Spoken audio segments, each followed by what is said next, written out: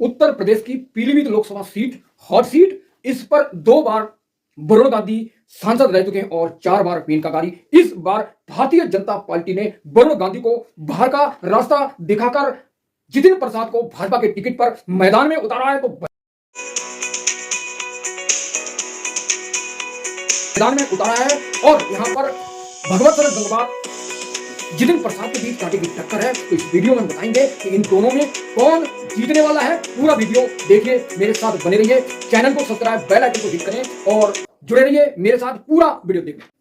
भाजपा के वर्तमान सांसद वरुण गांधी को आस थी कि इस बार भाजपा उन्हें टिकट देगी, लेकिन राजनीतिक हलकारों में चर्चा थी कि भाजपा उनका टिकट काटेगी और वो भविष्यवाणी सच हुई। उनके स्थान पर योगी सरकार में मंत्री, पीडब्ल्यूडी मंत्री जितिन प्रसाद को मैदान में उतारा, जो 2009 में कांग्रेस छोड़कर भाजपा में शामिल हुए और भाजपा को जितिन प्रसाद ब्राह्मण चेहरा पर दाव लगाया है। और वहीं वरुण गांधी नाराज है। इसके साथ साथ पीलीभीत से राज्य मंत्री संजय सिंह टिकट मांग रहे थे और हेमराज वर्मा, किशनलाल वर्मा और प्रवक्तानंद सबको टिकट काट दिया। हेमराज वर्मा, किशनलाल राजपूत का दावा था कि यहां पर 4 लाख वोट बैंक है और हमारी राजनीतिक समीकरण मजबूत है, इसलिए हमें टिकट दिया जाए। उधर संजय गंगवार का दावा था कि यहां पर 5 बार कुर्मी बिरादरी के लोग यहां पर सांसद रह चुके हैं, इसलिए मुझे मौका दिया जाए। सबको भाजपा ने चेकआउट,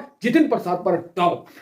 समाजवादी पार्टी ने कांग्रेस के गठबंधन से भगवत सरन गंगवार को मैदान में उतारा। भगवत सरन गंगवार बरेली के नवाबगंज विधानसभा से 5 बार विधायक रह चुके हैं और वह यहां से टिकट मिला है और वो पीडीए के नारे के साथ बहुत दमखम के साथ लड़ रहे हैं। तो भारतीय जनता पार्टी की जो टीम है, जो सांसद हैं, स्थानीय और नेता हैं, वो सब मिलकर उनको समर्थन कर रहे हैं, लेकिन वरुण गांधी इस जितिन प्रसाद के साथ, भाजपा के प्रत्याशी के साथ नहीं है। तो यहां पर कुर्मी, मुस्लिम और लोध मतदाता किंग मेकर की भूमिका निभाते हैं। भारतीय जनता पार्टी ने कुर्मी समाज को दरकिनार किया, लोध समाज को दरकिनार किया और ये दोनों समाज है अंदर खाने कहीं ना कहीं नाराज है, लेकिन बाहर से ये लोग मिलकर जितिन प्रसाद को लड़ाने की, हुंकार करने की बात कर रहे हैं, जिताने की बात कर रहे हैं। और ऐसे में अगर निर्णायक जो लोध समाज है, कुर्मी समाज है, अगर 50% कट जाता है तो यहां पर भगवत सरन गंगवार का जीतना तय है। और यहां पर योगी मोदी लहर और राम मंदिर के कारण अगर लोध और कुर्मी समुदाय अगर नहीं कटता है तो जितिन प्रसाद का जीतना तय है। पीलीभीत की बहेड़ी जो विधानसभा है, वहां पर खुलेआम चर्चा चल रही है, बरखेड़ा में खुलेआम चर्चा चल रही है, बीसलपुर में खुलेआम चर्चा चल रही है कि जो निर्णायक भूमिका निभाने वाला वोटर है, लोध है, कुर्मी है, अब इसमें सेंध लगा रहा है समाजवादी का प्रत्याशी। तो संयम यहां पर सस्पेंस में भाजपा की सीट दिख रही है, लेकिन भाजपा पूरी खम, पूरी ताकत के साथ मैदान में है और उनके साथ भगवत सरन पूरी खम, पूरी ताकत के साथ मैदान में डटे हुए हैं। इस बार बरेली के भगवत सरन गंगवार जो कांग्रेस और भाजपा के कांग्रेस और समाजवादी के गठबंधन पर जितिन प्रसाद को कड़ी लीड दे रहे हैं, कड़ी चुनौती दे रहे हैं। तो वहीं बीएसपी से अनीस अहमद और फूल बाबू मैदान में डटे हुए हैं और भाजपा चाहती है कि समाजवादी और बसपा दोनों के प्रत्याशी अगर दमखम के साथ लड़े तो मुस्लिम वोटों का दुर्विकरण होगा, जिससे बीजेपी का फायदा होगा। भाई समाजवादी का सोचना यह है कि अगर कुर्मी लोधी का दुर्विकरण हुआ तो उसका फायदा समाजवादी को मिलेगा। और क्या किसका सोचना है, लेकिन जो पीलीभीत की देवतुल्य जनता है उसको तय करना है कि भाई योगी मोदी के और राम मंदिर से खुश है या फिर योगी मोदी के जो फैसला दिया है, जो जितिन प्रसाद को मैदान में उतारा है, क्या उससे वे नाराज है। उनको फैसला करना है कि अपनी नाराजगी या अपनी खुशहाली वोट देकर तय करना है। तो ये स्थिति बनी पड़ी है। भाजपा मुस्लिम वोट का ध्रुवीकरण चाहती है और समाजवादी हिंदू वोट का ध्रुवीकरण चाहती है। जो ताकतवर है, जो वोट का ध्रुवीकरण में करने में एक्सपर्ट है, वो ही जीतेगा पीलीभीत से। और वरुण का जो रवैया है, जो वरुण की सोच है, वरुण को चुनाव को लेकर, उससे भी साफ हो रहा है कि पीलीभीत के उनके साथी हैं, उनने भी तय नहीं किया। दोस्तों, लोग बीजेपी और समाजवादी के प्रत्याशी और बसपा का प्रत्याशी धुंधार मैदान में उतरे हो 5 विधानसभा में पीलीभीत के, लेकिन जो जनता है, मैं पत्रकार हूं, मैंने उनकी करीबी को जाना है कि अभी जनता ने कोई निर्णय नहीं लिया। एक तरफ टिकट ना मिलने से भाजपा के लोग नाराज हैं, परेशान हैं, तो वहीं दूसरी तरफ जितिन प्रसाद को, योगी मोदी को पूरी आस है कि ये जो सीट है वो हर हाल में बीजेपी जीतेगी, लेकिन मुस्लिम ध्रुवीकरण, हिंदू ध्रुवीकरण पर यह सीट निकलेगी, ये सीट जीतेगी। और उत्तर प्रदेश की हॉट सीट पीलीभीत पर भारतीय चुनाव आयोग के अनुसार सबसे पहली चरण में मतदान है, यानी 19 अप्रैल को मतदान होना है। तो पूरी तैयारी कर ली है, पूरी तैयारी कर रहे हैं और दमखम के साथ सपा, बसपा, बीजेपी के प्रत्याशी जुटे हुए हैं।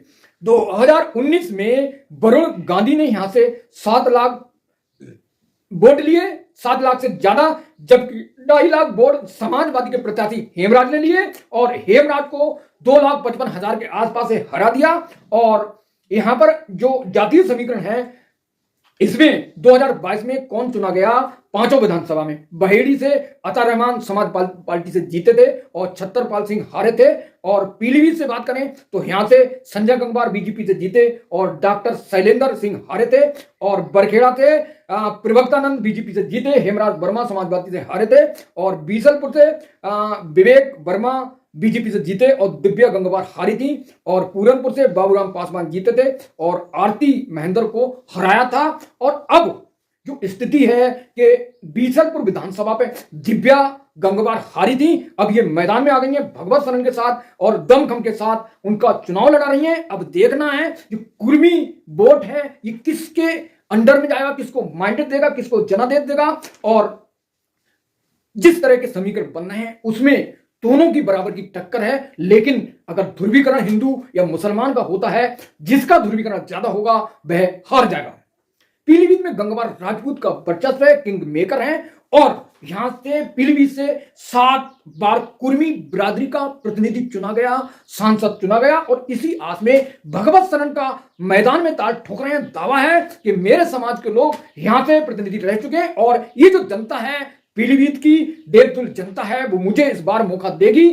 और भगवत को कुर्मी, मुस्लिम, यादव, लोध और पिछड़ा पर भरोसा है और अनीस को मुस्लिम और दलित पर भरोसा है, जबकि बीजेपी को हिंदू पर भरोसा है, योगी मोदी लहर पर है। अब हिंदुओं के बीच में यादव है, लोध है, कुर्मी है और कुर्मी अगर यादव खिसकता है, अगर उसमें टूट होती है तो भाजपा की सीट गड्ढे में।